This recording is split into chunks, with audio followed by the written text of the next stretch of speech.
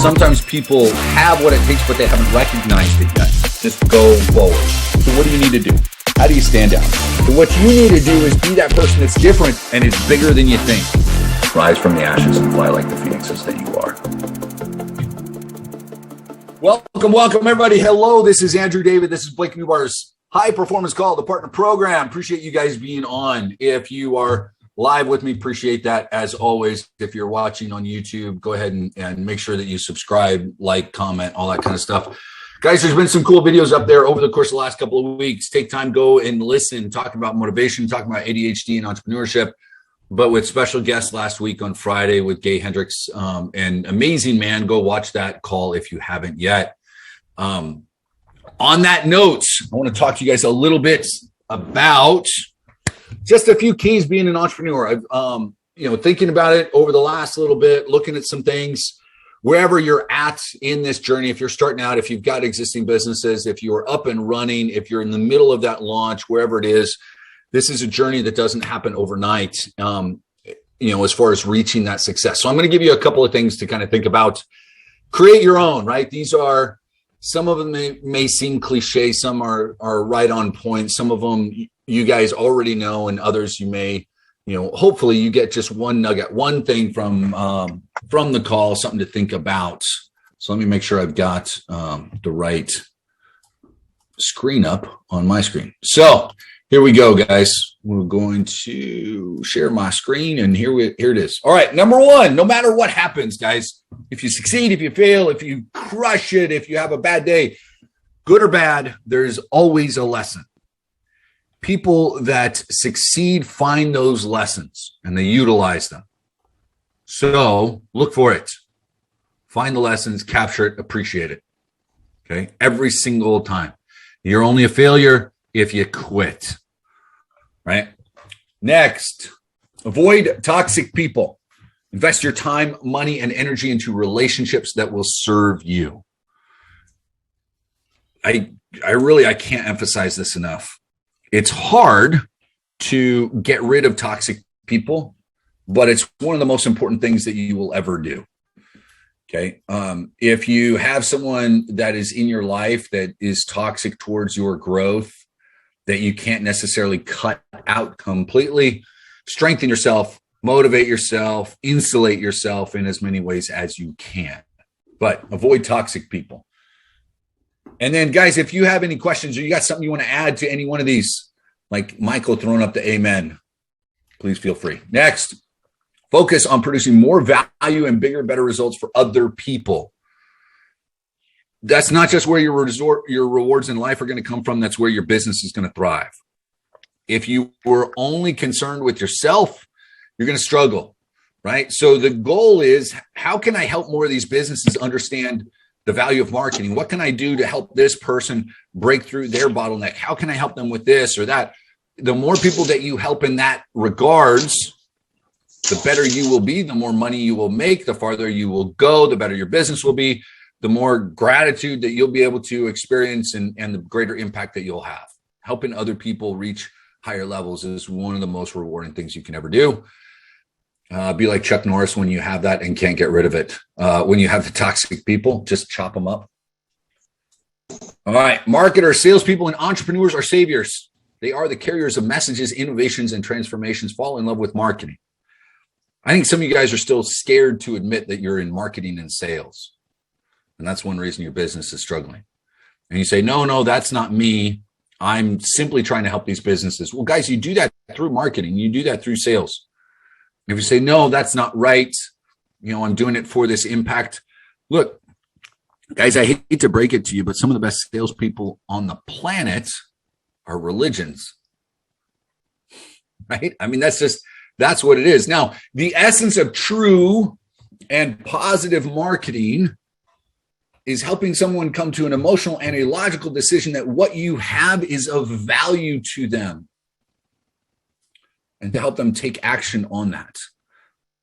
So bring value to them, fall in love with it, understand it, work with it, right? To sell is to serve. There you go. As long as you're selling something positive, guys, and nothing that you have here is negative, and we live in a world where more people are selling, you just got to do it in a way that's that is a little bit innovative, that helps with transformation.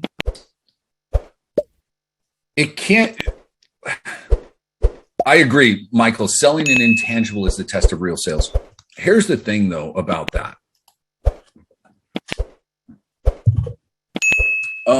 The shit that I do with you guys every single day here, this is the intangible, right? Ultimately, I'm talking to you about growing yourself, about, go do this. You'll feel better. You'll wake up happier. You'll feel strengthened. You'll, get through your trials and tribulations. That's intangible in a lot of ways. We're digitally now. I think I want all of you guys, especially if you're in this kind of the 55 and up crowd, change the mindset that digital is no longer tangible, because it's not, but it's the world that we're in. Watch the news, and what is it that's other than the Let's Go Brandon and vaccine stuff? Other than that, what's taking control of so much of newscasts? You have things like crypto, right? Cryptocurrency all the time, right? Every single day there's something going on with crypto.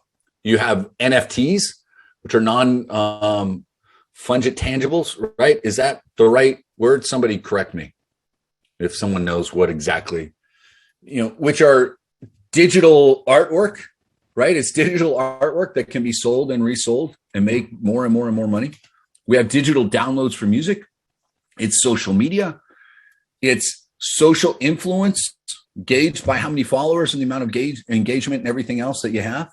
Guys, it's all digital. Like the world that we're in now, it's as tangible with digital assets as it is with real assets now, right? And if you want to start debating that, look at finances for the last however many years.